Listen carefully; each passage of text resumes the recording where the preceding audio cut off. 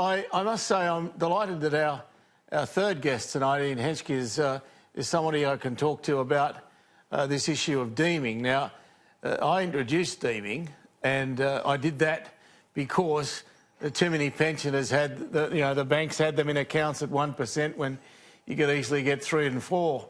And so you could set a deeming rate to give the pensioners a bit of a go. Now it seems there's moves to cut it. I'm just wondering how it's come to this, and I thought Ian Henschke might tell us. Good evening, Ian. How are you? Oh, very well. Thank you very much for having me on the program again, Graham. It's a fascinating history, isn't it? Because you were the first minister, so you can explain what's gone on.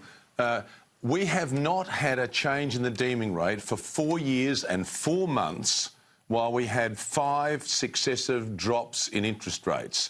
Now, if you look at that, and then you see the announcement on Sunday that $600 million has been given to pensioners. Well, let's think about that. While those 5 successive rates were going on, they weren't giving money to the pensioners. Now, I like to think of it this way. It's like borrowing someone's car for 4 years and 4 months and it had a full tank of petrol in it when you borrowed it. You give it back with 3/4 of a tank and you say, sorry, I'm only going to give you a little bit of that back. You know, you are not doing anything other than pinching money from the pockets of pensioners, because what you do when you do this process is you actually calculate how much money they have been deemed to have earned. When you brought it in, the deeming rate matched the RBA cash rate. And if you had a graph, and I don't know whether you've got one that can show this, we'd be able to see how it tracked along, and it came from the 90s right through the Howard era, right through until the era that Kevin Rudd took over, and then it got decoupled. Now, you can actually see it there. I mean, there's the RBA cash rate. Now, look at the end of that graph. See how it's decoupled. That RBA cash rate there is sitting above the entire time, above the rate. So, in other words, people were always doing OK out of this, and then suddenly, where you see the high deeming rate kick in, you can see that the government's been making money. Now, track that back, and you'll see there in 2014, it was still way above it, and it's just got wider and wider, like the giant mouth of a basking shark going through, just scooping up dollars as it goes through the economy. Now, there were 1 million people the other day that were told that they were going to get a better deeming rate. Look at what's happened to them over those previous years. The government has been in front. That is an example of where the government has been taking money from pensioners. It is a giant con job to say we've given you $600 million over 4 years. Now, do the maths. Let's do a little maths equation. $600 million over 4 years, that is $150 million a year to 1 million people, which is going to mean $150 per person per year, which is less than $3 a week. So you've given back $3 a week and you've taken away hundreds of millions of dollars. Now, you tell me as a former minister, Graham, am I right? Yeah, well, you are. I mean, this is the problem, isn't it? I mean, I don't understand how it ever got to this. The whole idea of deeming was to make pensioners better off. It was always the case of putting money back in their pockets. And then somewhere on the line, something went wrong. Well, I can tell you where it happened. I can tell you what happened. It happened when Kevin Rudd gave the biggest increase to pensioners back around 2010. And if you put the graph back up again, you'll see how it got decoupled at that point. Now, that was actually probably not a bad deal, because he actually gave some money back to the pensioners, the ones that didn't actually have any money in the bank. You'll see around the 2010 mark, you see that's where it sort of changed. That's the first time we see that change. But then when you see the next part of it, where it goes open again, it gets wider and wider and wider. Yeah. Scott Morrison was the minister back in 2015 when he made the last change to deeming rates, and pensioner groups were calling for it then, and he gave 1/4% change in the deeming rate in 2015. It went from 3.5 down to 3.25, and it sat there for 4 years and 4 months. And during that time, the Commonwealth Government, the federal parliament, has been sitting there letting the pensioners languish. Now, I heard Josh Frydenberg say on the program the other day, lots of programs, he said there are suites of investments that people can have. Now, Graham, did you know that 40% of people over the age of 65 don't have any superannuation? And you'd know why, wouldn't you, Graham? Sorry, I had somebody in my ear and I missed that. I'm just saying 40% of people over the age of 65 have no superannuation, and you know why, don't you? Well, superannuation was only started really in 1990-odd, and so for a whole lot of time people had nothing. And it was only really the public service that had, and some private employers, but the public service were the only ones who were superannuated.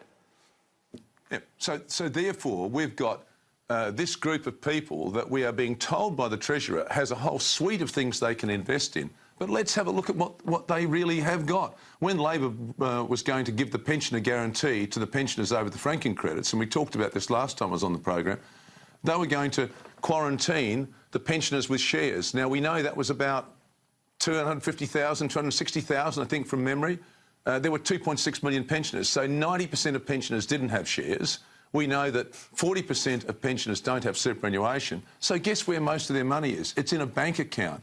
And if you look at the bank interest rates that they're getting, they don't match the deeming rate. So once again, the pensioners lose out. I checked them out, those rates today, and if you go to the Commonwealth Bank and you want to get an interest rate today, you'll get 0.25% on 10,000. You'll get 1.25 up to 50,000. You know, these rates are nothing like the rates that they're saying that they're being given. I mean, the Minister said that the top deeming rate now is 3%. You cannot walk into a bank today and get 3%. But more importantly, that deeming rate is used for people that go into aged care because they deem the money that you've got when you've sold your house. And a friend of mine told me that his mother's just sold a house or because she's had to go into aged care. So that money is then deemed to be earning a certain amount. Well, guess what? They deem that money, when you go into aged care, they charge you a daily fee, which they calculated at 5%. So the aged care industry says, look, it's 5% you've got to give us.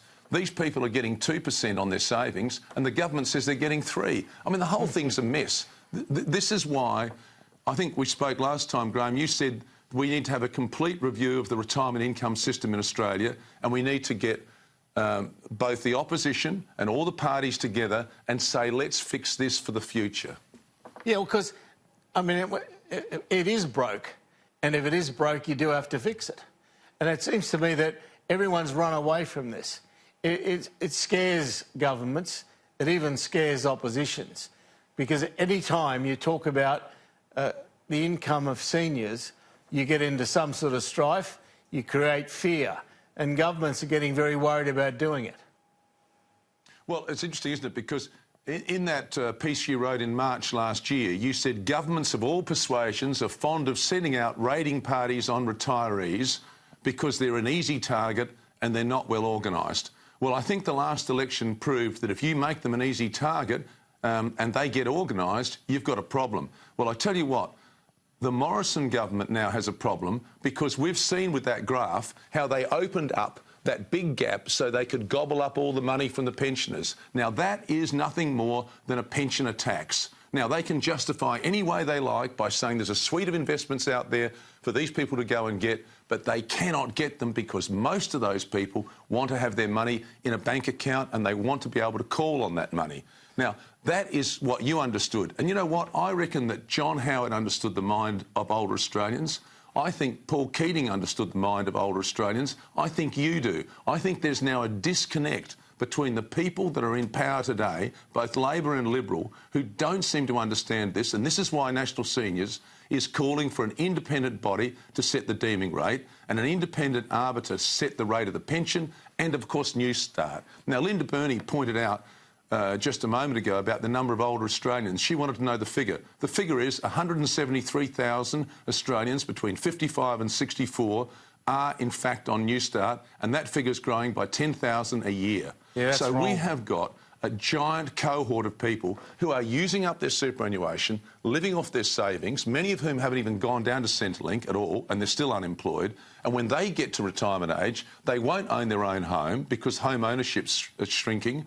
And so we're going to have a big problem. So to stand around in Parliament and argue about tax cuts, 158 billion of tax cuts, and should we have it now or should we have it then? The big issue facing Australia is how do we get a retirement income system, because most people, they don't realise it, they will wake up one day and they'll be 60 and then they'll be 65 and they've pushed the pension age out to 67, and when they get there, they're going to need that support, because they are not going to be reliant on super, I know, and they're going to need support. Couldn't agree more. Listen, I have to leave it. I'm getting really pushed. But Ian, you're always worth it, because you do understand this and you understand it so well. Thank you for your time. And I tell you what, I wish you luck with the new show too. And I know Alan Jones is very concerned about this. Maybe we can talk again. Okay, I hope we can, mate. We'll do it soon.